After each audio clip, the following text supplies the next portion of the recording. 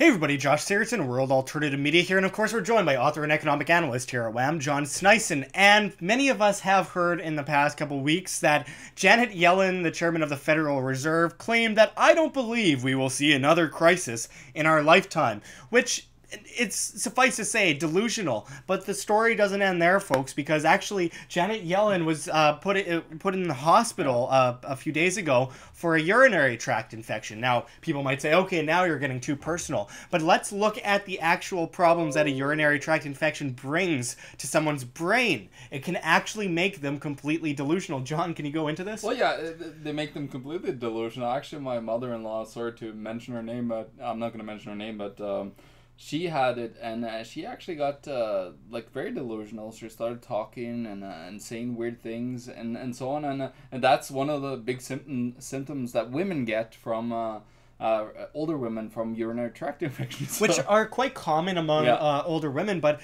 I mean, this is just another example of as we're watching the economy crumble before our eyes, we are watching the chairman of the Federal Reserve, where they centrally plan money or currency into oblivion, creating devaluation, debt, and inflation by its inception of that very fiat printed nothing currency. But John, let's go into a bit further, because the fact that she's claiming that we won't see another financial crisis in our lifetime is insane, and we have the proof right here that is in fact insane. Well, first of all, you got to remember what Ben Bernanke said in 2007. He said there's going to be no crisis, and a couple of weeks after, the whole Lehman collapse happened. So it's not unusual for central bankers to come out to try to calm markets in some kind of weird way, like saying crazy stuff like this. Mm-hmm. And of course, it's completely delusional saying that there would never be a crisis again like 2008 or 2001 and 1987, 1929, 1933, and so on.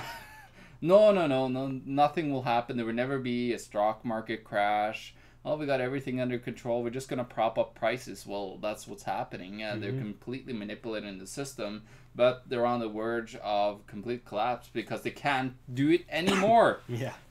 So, first of all, remember we reported on the Spanish Banco Popular bail-in that just happened. Well, now there's another two banks, of course, in Italy that got bailed in. It's Banca Popolare di Venezia and Vento Banca SPA. And of course, they again were sold to one of the bigger banks, so they're consolidating their power, the bigger banks again, to Intesa, which is the second largest bank, for a token price of €1 again. Very interesting. So they're following this whole scheme, as we talked about. They lost a whole bunch of money. People again, deposit holders, not deposit holders, but the senior bond holders, so people that invested in the banks, lost all their money again. What's happening otherwise than that, in Italy, banking has become very popular. I just want to mention how interesting this is. Well, the oldest bank that's left in the world is in Italy. Yeah, the Monte Paschi. Yeah. What's interesting, though, for 30 bank jobs in Italy currently, after the bail-ins, 80,000 Italians are applying for those 30 jobs. So you can see that banking is very profitable. They know that it's completely manipulated, so they want to get in and be able to make a whole bunch of money off of manipulating the system. Well, and then moving back into the United States economy, we see a massive amount of debt, more than ever. It piles higher every single day. And just the devaluation of the currency, the central planning. How long does it take after almost 1,000 years, going back to 1024 AD in China with the first fiat currency? How long does it take for them to realize, for individuals to realize that they are being pawned, they are being scammed, they are being shoved into debt servitude, they are being, forced into this massive poverty rate via the not just manipulated markets, which is a huge part of it, but the manipulated monetary system, which is by its very being manipulated. It creates debt. It's debt driven. And it forces people into that servitude that we talk about so much, that debt servitude, where they're shoved down that bottomless pit of debt, and they're forced to ask for a ladder up from the government and the banking system, and that's perfect servitude. John, I mean, watching this continue to elapse and so few understand it, where, we get people saying, well, we need to fix poverty, so we need these regulations in place, we need these taxes in place, that'll fix poverty. It's just insane. People don't even know what money is. Yeah. You ask someone what is money, and they go, Well, I mean, Canadian dollars? this polymer note, this paper note, it's insane, John. What do we need to do to get people's attention on this? Well, what we need to do is telling people the facts. Actually, I'm coming out with a very important book right away, and it's getting very close. Everything is ready now. I'm just waiting for to put it together to launch it. And what people need to know is all these crazy stuff going on behind the scenes. They're ready to freeze people's assets. They're ready to take everybody's pensions.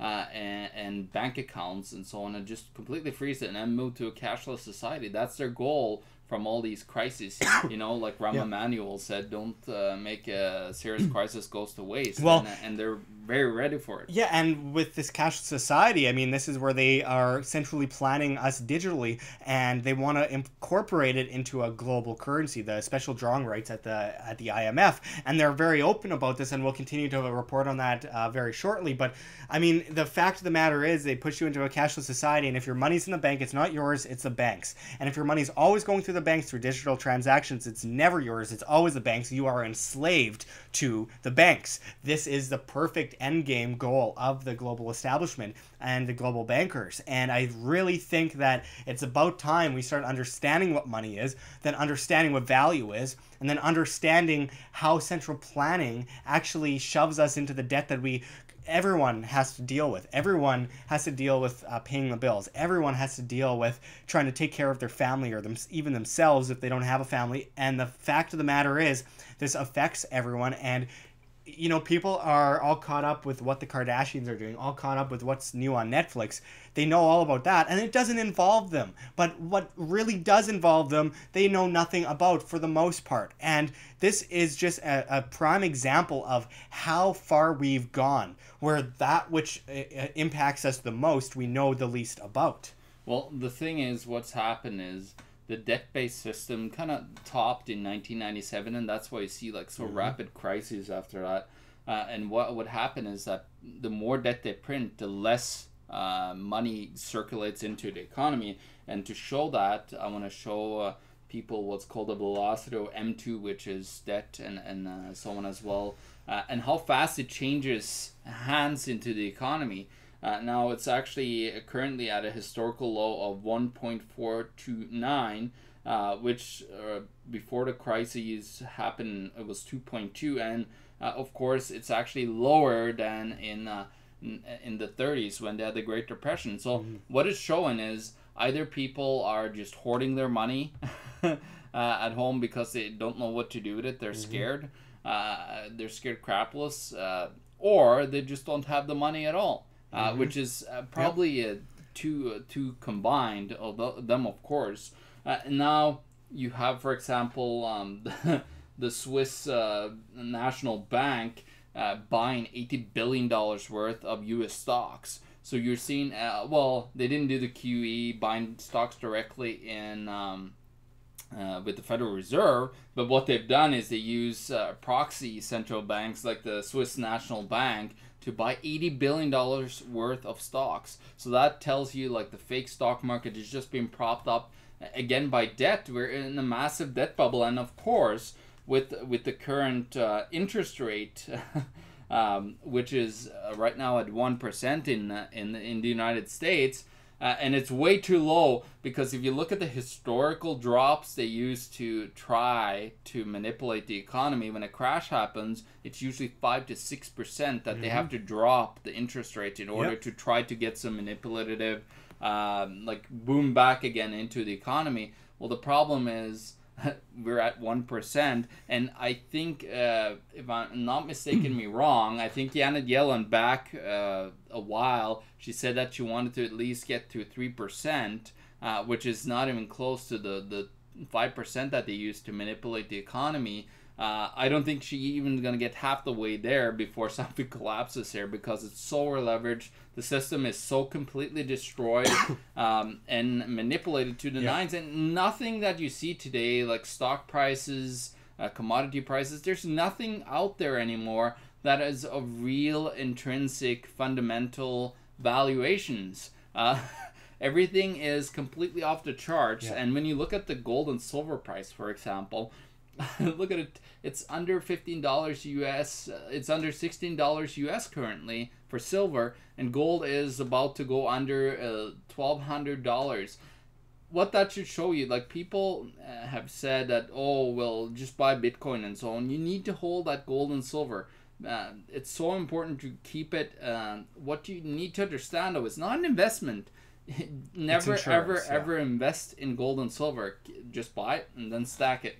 Yeah, well, of course, a lot of people want to invest in it, and that's why we see the paper ETFs. Well, that's why we saw it in the first place. Yeah, exactly. Well, exactly. And the banksters have done this time over and time again with every commodity, every single assets. They're creating derivatives, and because they can't, manipulate the price anymore or get that proper fluctuation or make enough money, so they have to create all these manipulative derivatives everywhere in order to make more money, so they can, keep track with the devaluation of the currency. It begets its fall, and the whole point is that we need to be self-responsible, and we need to look towards food, water, shelter, defense, and of course sound money. And this is the prime way to survive economic collapse, and it will happen. The fundamentals are off the table, so you can't pinpoint the moment that the collapse is going to happen. Those that try to say it's going to happen on this day, disregard that. It just discredits us. I really have to point out that until we're almost right at it, like days away, it's really difficult to actually pinpoint anything on it because those fundamentals are off the table. It should have happened a long time ago, but we know it's going to happen, so we have to take charge. We have to be able to take care of ourselves, and we need to know this information first in order to take care of ourselves. So thanks, John, for going into this with us. We will be back at you with much more. Check the links below, GoFundMe, Patreon. We can't do it without you. Any donation is very much appreciated, especially as we are so vastly demonetized and censored by YouTube. Also, see our Bitcoin address in the description and the comments, as well as on the screen for you to scan, if you please. And also, check me out at Josh Sigurdson on steemit.com. That's steemit.com, where this is really, truly the future of social media, where people get paid to blog. You could also find John at The Economic Truth on Steemit as well, and we hope that you find us there, because dinosaur social media is dying, and this is the future. So thanks for watching, everyone. Until next time, this is Josh Sigurdson and John Sneisen signing out from World Alternative Media. Find the truth, be the change.